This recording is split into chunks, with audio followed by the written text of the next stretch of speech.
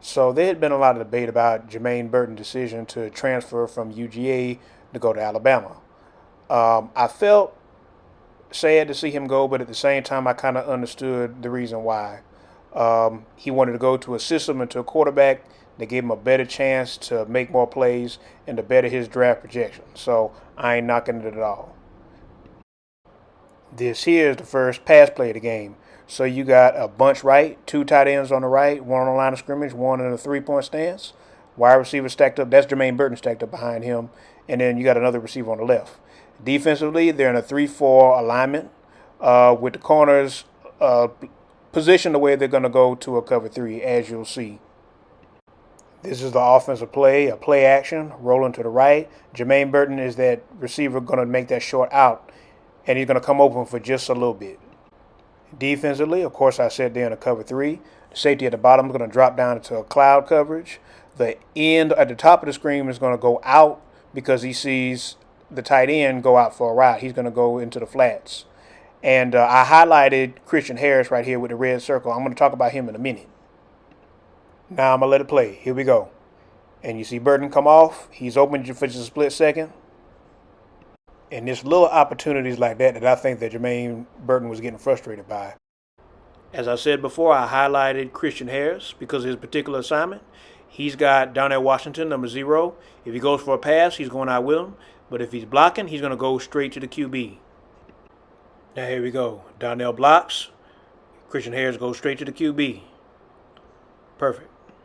Mind you, this is a 6'3", 230-pound linebacker coming at a 5'10", 5'11", 200-pound QB.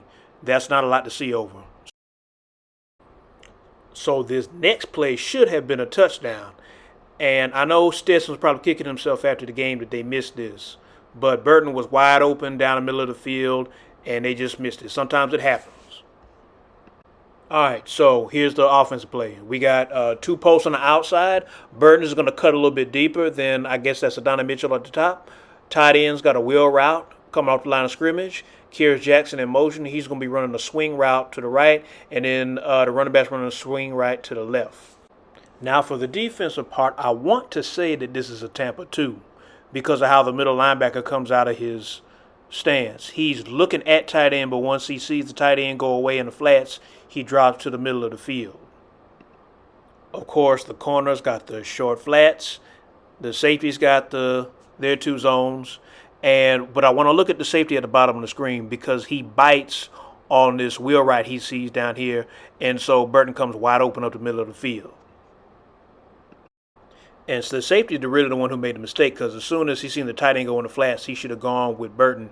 But what he does instead is he bites down too low and Burton goes right by him. Lucky they missed it. Or rather, lucky Georgia missed it. Now for the matchup up front. So this is a terminology we actually used at my previous 2 stops at Thurl and McNair High School. My defense coordinator was a former Alabama player under Nick Saban. So shout out to DeMarcus Bilal, excellent D coordinator. But so he taught me the terminology behind this. So this kind of pass rush is called exit.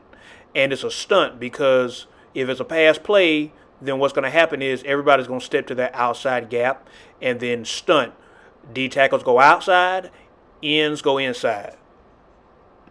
And we have these alignments and duties stunts based off of personnel, down and distance, but I ain't going to get into that all today, and I don't want to give away no secrets. But anyway, continue. So watch the stunt. And Stetson, I thought he could have been more patient, stepped up and seen something downfield. He scrambled a little too early, I think, and I think that's why they missed the shot here. But now here's another point to it. So when Georgia finally does get their blocking right, they run a similar play, and guess what? They finally hit on it. And this is the one that everybody remembers to George Pickens. But if you look, it's the same similar look and route structure. The safety bites down just like he did the last time, and they got it this time. I think the coaches probably took a look at that and said, hey, we might can hit on this. And sure enough, they got the look they were looking for. It just went to Pickens and not Burton. It's like I said before, when a guy got blocking, he can see downfield. Got to be consistent on it. So one way they decided to create pressure was by using their edge rushers, especially Will Anderson, to attack the mesh point. So for those that don't know, the mesh point is a point where the quarterback and the running back meet for any read option or any run plays. What it causes to happen both running and passing is it causes the offense to work quicker, especially the QB to work quicker. And it disrupts the blocking scheme for whatever they're trying to protect on, as you can see by these plays here. So this is another play that Jermaine Burton was open on. Could have been a big play, but they missed on it the first time, as you see on the first play right here, but because of blocking. But as you'll see, they do it again on the other side, and it will be a completion. And it was Jermaine Burton's biggest play of the game, basically. By the way, this is a harder throw to make.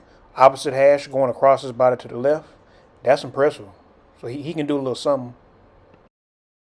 Now, as I said before, I ain't knocking Jermaine's decision, and I ain't trying to knock Stetson either. Stetson is good, effective quarterback within the system, but there's some limitations based on his height, based on his arm strength. Even some of the throws that he did make that I showed on there, you can see the receivers kind of had to come back sometimes. If Burton feels that he can get a better shot at Alabama with Bryce Young, I understand all the way, and it just is what it is. Georgia will be all right.